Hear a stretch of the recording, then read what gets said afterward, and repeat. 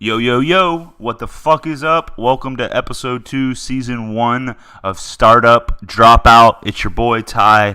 Today we're going to be talking about how if you're not embarrassed of the first version of your product, you waited too long.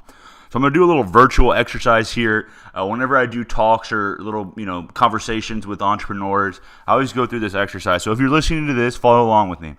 Raise your hand if you have a business idea. All right, that's going to be everybody fucking listening to this.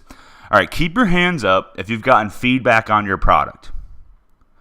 All right, now keep your hands up if you have a MVP of your product. And for those of you who don't know, MVP stands for the minimal viable product, which is the simplest version of your product with just enough functionality to meet the needs of your customer. So keep your hands up if you have a business idea, you've gotten feedback on your idea, and you have a minimal viable product. Now I want you to keep your hands up if you have paying customers. Hardly anybody.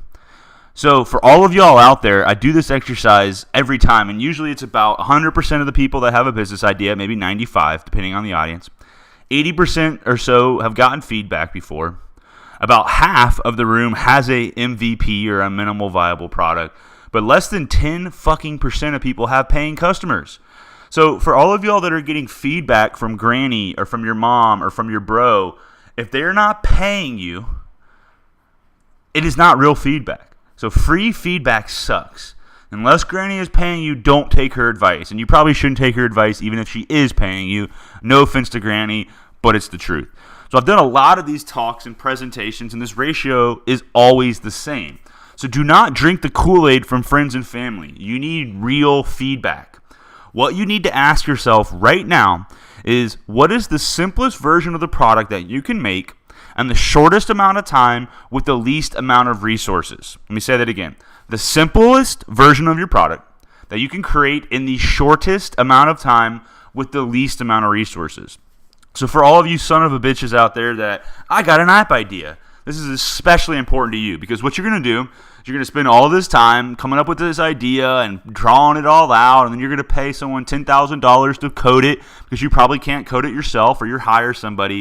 And then you're going to realize your customers didn't want that. They wanted something different. But guess what? You didn't make an MVP product. You made the full-blown product, and then they didn't give a shit. So there are ways to create MVPs without doing hardcore back-end coding. So for example, there's products out there called Envision, or this thing called a pen and paper, where you can draw out designs for it before you actually hard code the back end and walk somebody through that and see if it would solve their problem. And then when you do code it in the MVP version, the simplest version, so you can get it out into the world and get the feedback. For all you sons of bitches out there that want to say, I want to make a clothing line, which is 1 and 2 of you guys. I'm so sick of hearing about the clothing line thing. But still, you can still make it happen, but you need to come up with the simplest one item to make and the easiest way to test it. Now, one hint for you guys is, just like you don't have to spend a minute coding before you get some feedback, you can do mockups and you can pre-sell your shirts or your pants or whatever the fuck you're selling without even having to make them. So again, you need to be getting feedback and you need to sell before you go through all of this process of making this final version, because you're probably wrong. Now, another point to make related to that is 3D printing advancements have made minimal viable product producing easier than ever before. Now, for those of you who don't know, I think the 3D printers have been around since like the 1960s. But what's been huge is similar to like kind of the whole personal computing thing. You can now purchase a 3D printer to put on your fucking dorm room desk for a few $100 for a shitty one and a few $1,000 for a good one. So no more having to pay $10,000 to get a mold just to test a product. The playing field is officially wide open. This inception of your idea and the MVP, during this process, you need to be obsessed with learning about your customer and their needs and how you solve their problem and how it fits later in life. Now, I'll work on a later episode defining personas and your target customer, so stay tuned for that. But you want to really learn who you're trying to solve this for, and the more you know about that person or that avatar or that persona, the better. Another word of caution to you is, you do not need a fucking patent. You do not need a fucking trademark. And a better way of putting it is you do need a patent and you probably don't need a trademark, but you don't need to do that first. You're putting the cart before the horse. Do you buy your uniform for a sports team before you make the team? No, you make the fucking team first, and then you go buy the uniform, right? So do not focus on making a patent because it's going to feel good. It's going to feel like you're an entrepreneur. It's going to feel like you're being productive, but you're wasting your fucking time because you're probably going to change the product, which I'll get into in a second. So do not spend your time on that. Now, if you are going to do something, sure, go buy the fucking domain, go make an Instagram account, that's fine. But stop there. Don't fucking spend all your time doing that because that's not what matters. What matters is the product market fit, fitting your product to what the customer demands. And again, number one thing is if you are not embarrassed about the first version of your product, you waited too long. And that is coined by Eric Rice. I hope I'm pronouncing your name right, the author of The Lean Startup. Now, what does he mean by that and what the hell am I talking about? What he means by that is you have no fucking idea.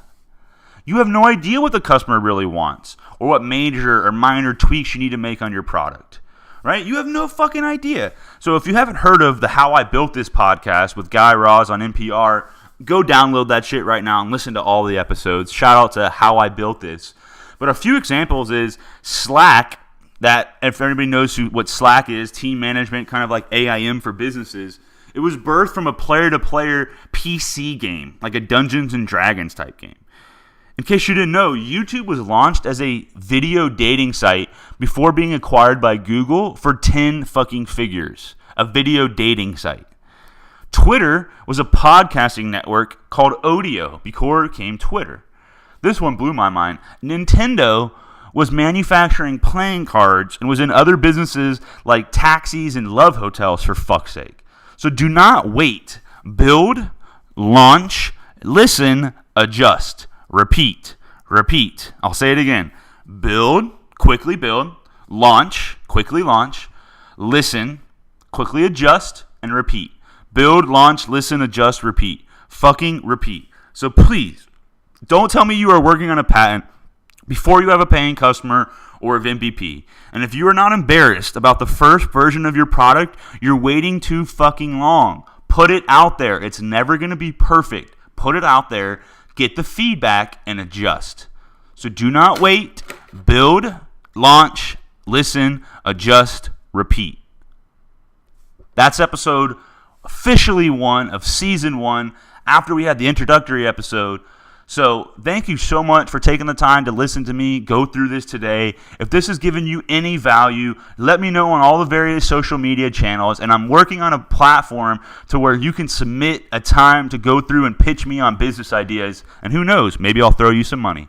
Hope you have a kick-ass day. Don't fucking wait. Don't be scared. Put the product out there and adjust.